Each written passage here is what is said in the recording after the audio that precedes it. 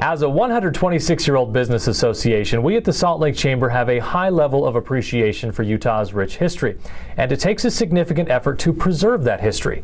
A new study conducted by the Utah Heritage Foundation says that the active preservation of our history is actually a big benefit to our economy.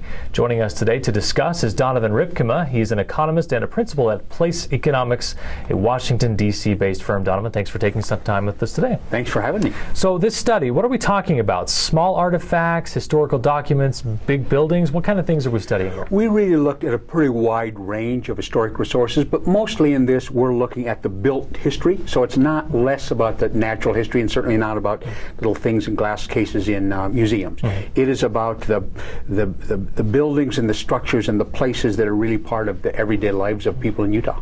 And what type of impact does this have economically speaking? What kind of impact are we talking about? Well, it really has it on a number of levels. It has it on the jobs of people working in the rehabilitation of those buildings. It has impact on jobs and income for heritage tourists who come to Utah. It has an impact on property values, rates of appreciation, rates of foreclosure. All of those are areas where historic preservation really is having a positive effect on Utah's economy. Is there a correlation, like the bigger the project, the bigger the thing that's being preserved, the bigger the economic impact that comes with it, or is that not always the case? Well, I mean, in the construction side, almost prima facie, if a project is 10 times as big, there's going to be 10 times as many jobs. But what's really interesting in Utah is that lots of people just fixing up their house. You have a very good in Utah state tax credit that people have used well to make both minor and major improvements to their historic homes, and that's a job creator as well. So while yes, a giant project will have more jobs than a little one, it's really all up and down the scale that's really having a positive impact. Has the appreciation for preserving historical buildings, historical whatever, is that something that's sort of innate with a population? Are some places better at it than others, and do you have to learn that behavior? Well, to some extent you do. I think like anything else kind of values, we learn it from our families and our peers and our schools and our churches and other things. But what's really interesting to me, because I'm not from Utah, is how much to the people of Utah, their history and heritage is just part of their culture. Not always do they immediately translate that to a particular historic building, but once you make that connection, that building is the physical manifestation of this heritage, then people really do get it. The study shows that the number of jobs sort of directly related to this, it's not an overwhelmingly impressive number, but you say there is still a lot of economic benefit. How does that work out? What's interesting is in the construction side, or doing rehabilitation work, it doesn't seem 600 jobs a year or 1,000 jobs a year. It doesn't seem like a huge number. But if you thought about that as a single industry, that would be in the top 1% of all of the businesses in Utah.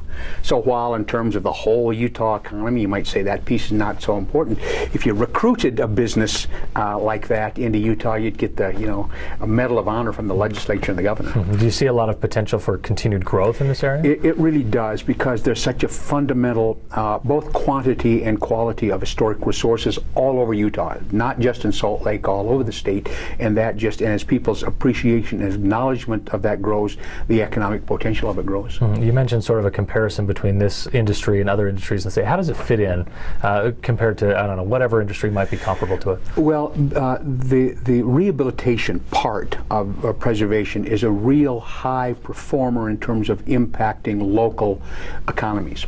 And the reason for that is dollar for dollar of output, it's a very labor-intensive industry.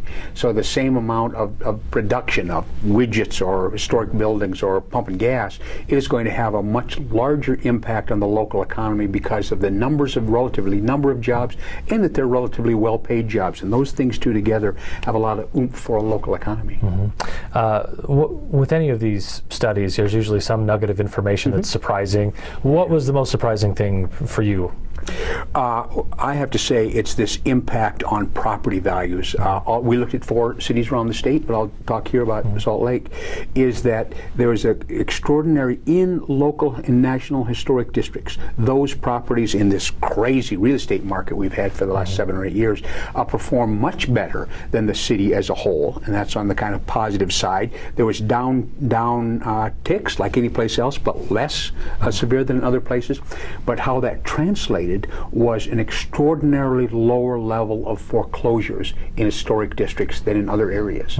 Well, that's a kind of a factoid that bankers and real estate agents and lawyers and local government really needs to pay attention to. So you're saying historical preservation, it can really help the property in the area appreciate rather than restrict development. Exactly right. It appreciates it on when the market's on an upside, and it stabilizes it when the market's on the downside. So it really does have this really protection for an owner's biggest asset.